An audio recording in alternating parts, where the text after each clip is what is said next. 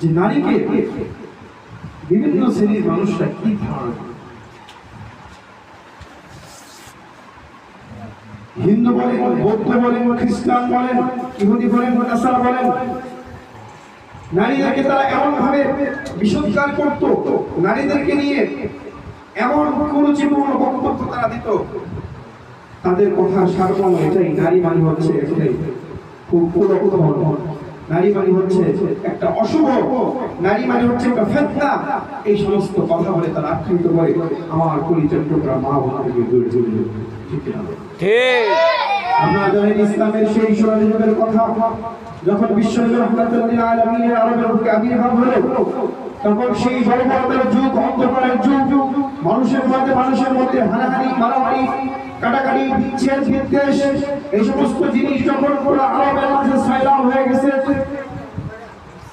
এমন বর্বরতা চলে আসছে যে যখন কোন মানুষ প্রস্তাব দিত আপনার একটি কন্যা সন্তান হয়েছে, সাথে সাথে ওই কন্যা সন্তানকে মৃত না জীবিত দাফন করে দিত।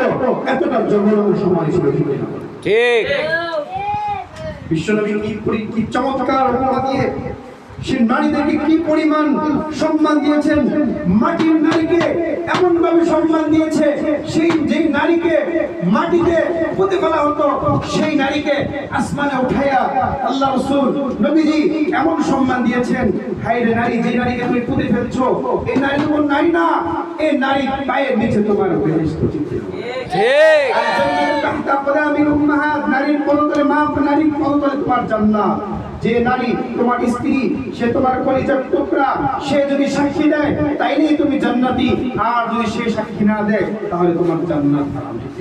ঠিক কি সম্মান দিয়েছে স্ত্রীর কাছে স্বামীর জান্নাত, স্বামীর কাছে স্ত্রীর জান্নাত।